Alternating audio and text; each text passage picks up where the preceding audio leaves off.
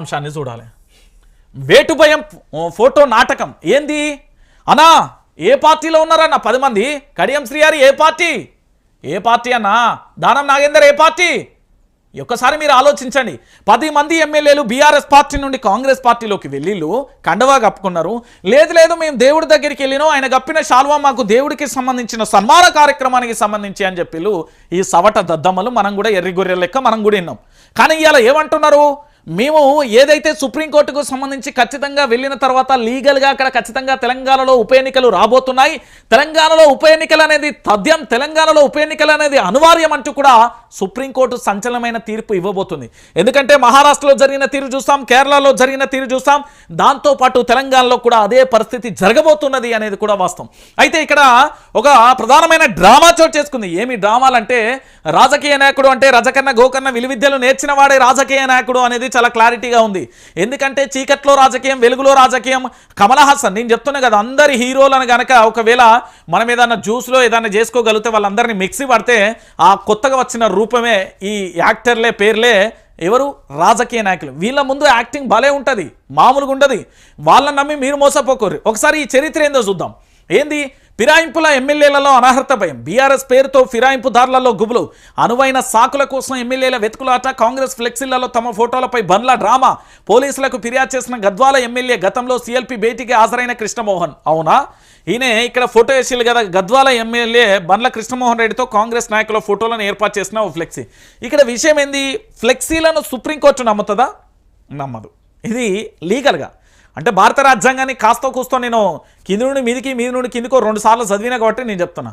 ఇక్కడ ఆర్టికల్లు, క్లాసులు, బై క్లాసులు అవన్నీ పక్కన పెట్టినా కూడా ఒక విషయం ఏంది అంటే, ఇక్కడ చాలా క్లారిటీగా మనం గుర్తుపెట్టుకోవాల్సింది, ఒక ఫ్లెక్సీని ఆధారంగా చేసుకొని ఏది అంటే చిన్న పోరాడగా నిద్రలో టాయిలెట్ పోతే నిద్రలో ఎట్లా టాయిలెట్ పోయిండు, ఇది సైంటిఫిక్ రీజన్ కాదు, దేవుడు వచ్చిండు దాంట్లో అవతరించిండు, దాని తర్వాత పోయింది, ఆ టాయిలెట్ అనేది పాలవాసన వస్తుంది, ఇట్లా వీళ్ళు చెప్పదలుచుకుంటే ఇన్ని రకాలుగా చెప్తారు. మామూలుగా ఉండదు వీళ్ళ ముచ్చట. నేను చెప్తున్నా కదా తెలంగాణ ప్రాంత బిడ్డలారా, వీళ్ళు ఏంది అంటే కర్పూరం చేతిలో పట్టుకొని దాన్ని మేము వెలిగిస్తామని అగ్గిపుల్లతో వెలిగించి దాని తర్వాత నోట్లు వేసుకుంటూ ఈ పగటేసగాళ్ళు ఉంటారు కదా, నేనే పగటేసగాన్ని, నేనే పిట్టల రామని, నేనే వెంకటరామని అని, నేనే పిట్టల దూరాన్ని, నేనే వెంకటరామని. చిన్నప్పుడు కూడా ఉండే నాలుకకింతంత ఏంది పసుపు ఏది కుంకుమ పూసుకొని ఎర్రగా ఒక కత్తి అటు ఇటు అతకబెట్టుకొని వచ్చి పట్టబట్టి పోరగాళ్ళందరినీ భయపట్టించేది.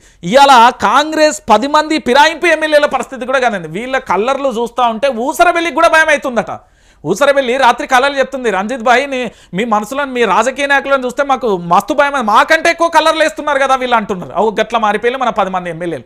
వీళ్ళు బీఆర్ఎస్ పార్టీలో ఉండుర్రా నాయన అంటే కారు గుర్తు మీద గెలిచి, గులాబీ పార్టీ మీద గెలిచి, కాంగ్రెస్ పార్టీలో పోయి ఒక ఆయన 100 కోట్ల డీలు, ఒక ఆయన 1152 కోట్లు, ఇంకొక ఆయన 2000 కోట్లు, ఒక ఆయన 100 ఎకరాలు, ఒక ఆయన 50 ఎకరాలు.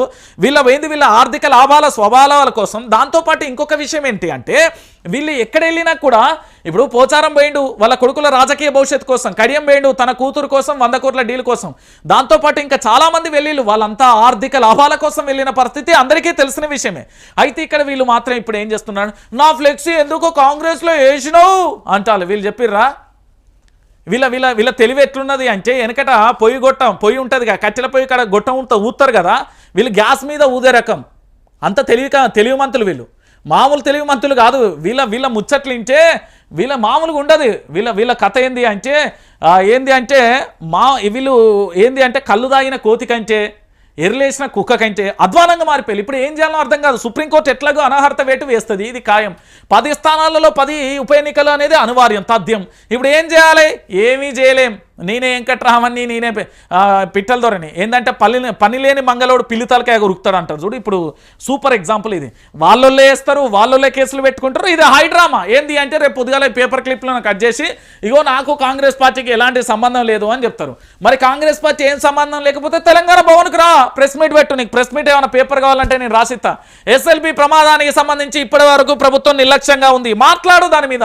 మనం ఎందుకు మాట్లాడతాం? ఏంది అంటే ఇంకా చాలా వచ్చినాయి కానీ దాన్ని చెప్తే మళ్ళీ మీ ఇజ్జతే పోతుందని నేను ఆలోచన. ఎందుకంటే ప్రజల చేత ప్రజల కొరకు ఎన్నుకోబడిన మెంబర్ ఆఫ్ లెజిస్లేటివ్ అసెంబ్లీ సభ్యులు కాబట్టి మిమ్మల్ని నాకు గౌరవం ఉంది. కానీ ఆ గౌరవానికి ఇట్లా చిన్న చిన్న వాటిని ఏంది అంటే ఇజ్జత్ తీయకూరి. ఫ్లెక్సీలలో ఫోటో ఉన్నది. ఏంది అంటే ఈ ఘోరం ఏంటంటే బండి మీద నా స్టిక్కర్ లేదేంద్ర, కొత్త బండి కొన్నావు నేను దోలాలే, కార్యకర్తలను బెదిరించినట్టు చేయకూరి.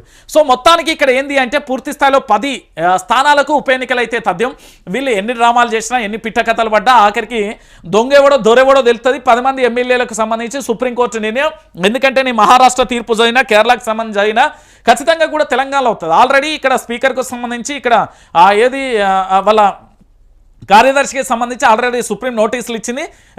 బీఆర్ఎస్ పార్టీ కూడా చాలా స్ట్రాంగ్గా కూడా ఏది సుప్రీంకోర్టులో పోరాటం చేస్తుందో ఆ తీర్పు ఎట్లా బీఆర్ఎస్కి అనుకూలంగా వస్తుంది. ఉప ఎన్నికలు అనేది తథ్యం అవుతుంది. ఆ తర్వాత ఇక భజన చేసుకుందాం. ఇట్లా భజన చేసుకుందాం. నిన్న చేసుకుందామా భజన? 10 మంది ఎమ్మెల్యేలు రెడీగా ఉండరు.